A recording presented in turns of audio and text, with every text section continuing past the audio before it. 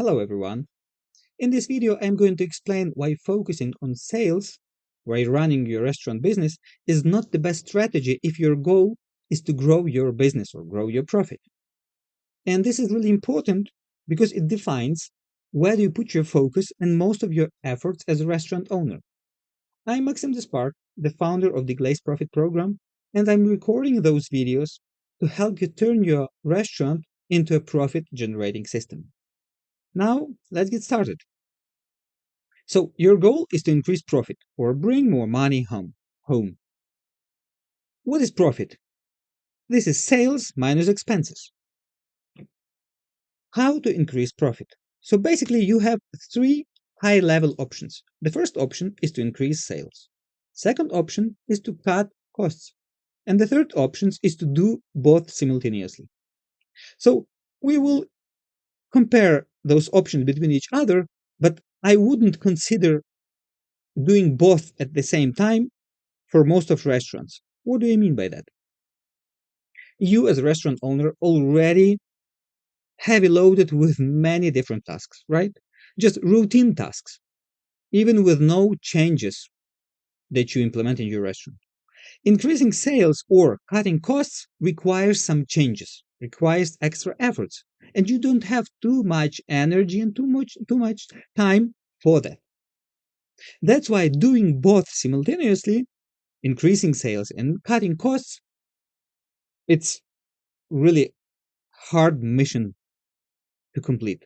That's why I don't recommend to focus on both simultaneously. Do once at a time. Now, what is better, increase sales or cut costs? Imagine the situation that your restaurant in a month, or some restaurant in a month, has $40,000 as a sales, expenses 38,800, and profit 1,200. So it's more or less average situations for most of independent casual dining restaurants. So profit margin is 3%. What is profit margin? For those of you who doesn't know that, profit margin is basically the percentage from the sales which you keep at the end of the month or a year as the money that you can take out from the business or reinvest into the business. So basically, this is a percentage of total sales, and this is a formula how to calculate that. Now, let's compare both approaches, increasing sales or decreasing or cutting expenses. Our goal, we want to have a bigger profit, right? Not 1,200, but 3,300 or something, or even more. So let's compare two options, what we can do. First option is to increase sales. So we call it increased sales scenario. Let's imagine that you are able to increase sales per month by $10,000. And I believe it's a big amount. It's basically plus 25% of sales. You can imagine how much effort that would take. And then, of course, expenses also increased by some amount. And what that amount depends on how good or bad your processes are. But definitely to make those sales, you need to spend extra on marketing, on different discounts, and other things, right? You need to spend extra money. That's why even if you increase sales by 25% or $10,000, your profit wouldn't increase a lot because you also increased expenses. Yes, some might say, oh, the more sales I have, the smaller expenses would be. Yes, that's true, but only in case if your business is scalable, if it is ready to be scaled, and that depends on how good or bad systems do you have. That's why increasing sales, if you don't have properly installed systems or processes, can't increase significantly profit itself. It increases by some amount, right? In this case, in this imaginable case, plus $150 at the end of the month. So even spending efforts on sales, we increased by $10,000. We increased expenses as well because of different reasons. And this is realistic situation. And we increased profit by some amount. Now compare that to the situation when we cut costs. So we have the same sales as at the beginning in current situation. We decreased expenses somehow, minus 1800 or 4.6% from expenses. But profit increased by $1,800. So from our original profit, $1,200 per month, we grew our profit to $4,000.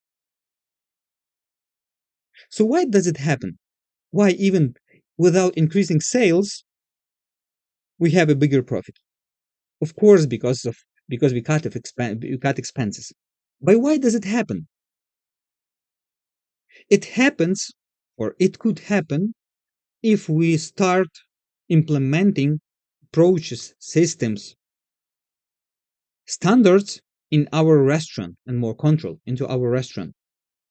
And one of the best way to measure that efficiency of your restaurant is to use that profit margin. That's why I didn't cover that before during last several minutes, but now I want to focus on it. So originally, the restaurant had 3% of profit margin. Consider this indicator as efficiency indicator.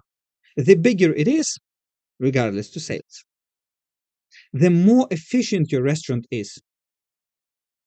And an example of increasing sales, even if we increased sales, even if we increased profit a bit, our profit margin was decreased because we put extra stress on our restaurant, which is not prepared for the scale.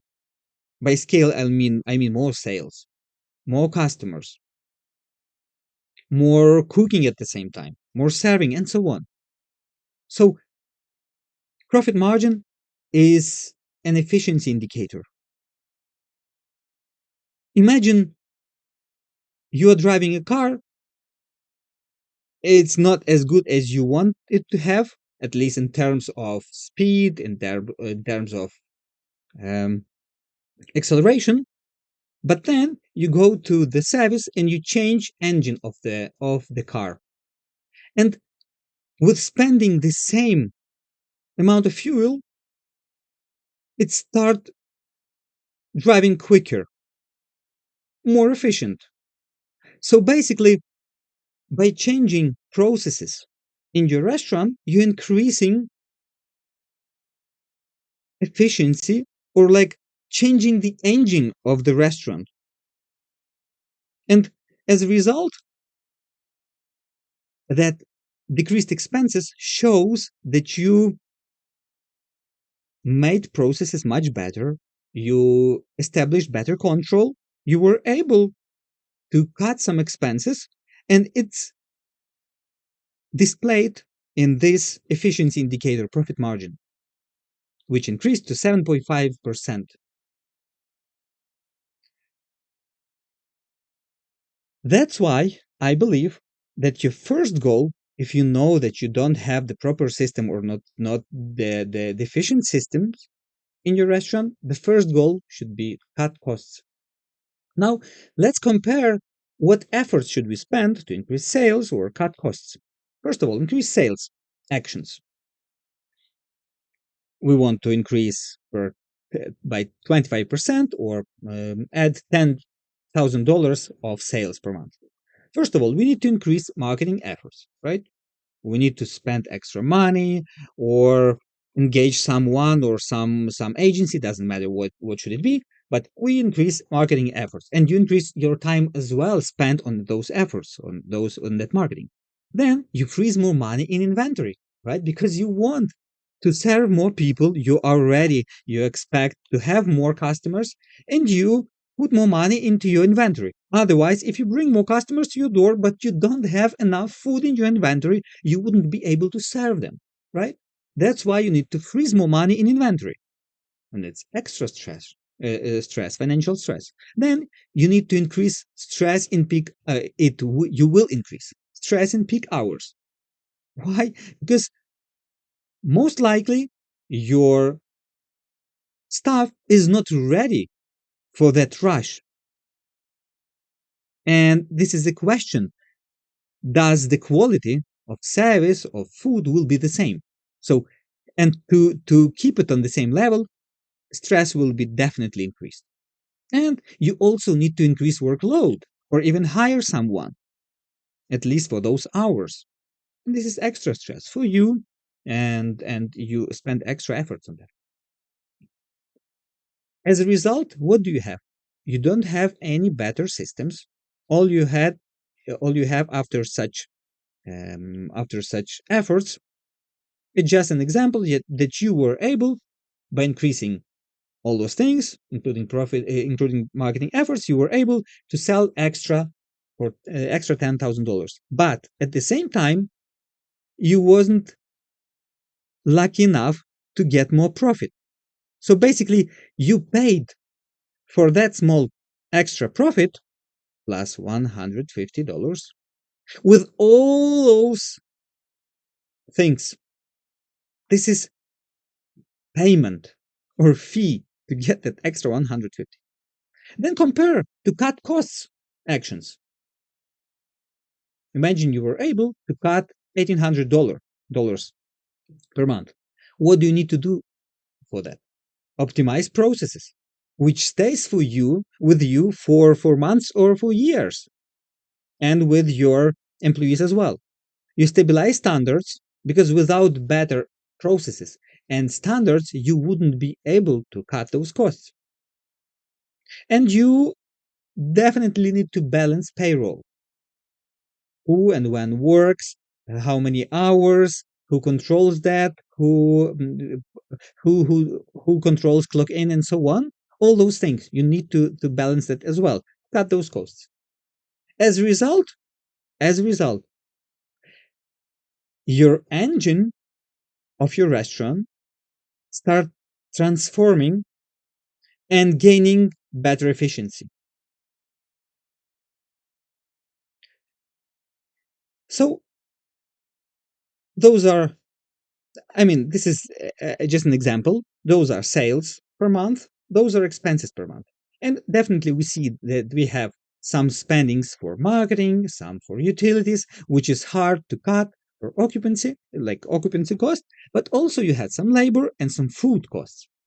And those two things should be your primary focus when we talk about cutting costs. So food and labor, there are always many different opportunities for you to cut those. And I don't mean to fire someone. This is not about that. This is about establishing better systems, better control, better measurements, better like more optimized handling. And the best strategy, I believe, is for most of restaurants, first of all, to increase efficiency by going one by one or by addressing each single issue that you have right now with your labor or your food, like food wastage, food trimming, and so on. You are addressing each single issue. To fix those, you establish new processes, new systems, and by that, you increase efficiency. You cut costs as a result of that increased efficiency. And then, while having a better efficiency, while having bigger profit margin, you are able, while spending on marketing, to get much bigger profit because your restaurant became more efficient and more ready or ready for the scale. So if you don't have proper system in place right now, that would be the best strategy for you at this moment. Okay, if you want to know more how we can help you to improve the financial situations of your restaurant, to improve systems, to improve controlling, please go to the description below this video and click the first link on this description. That's it basically for this video. I hope it will help you to shift your paradigm a bit. Please write your comments, write your questions, click thumb up and subscribe button, and we'll see you next video. I wish you more profit with no stress.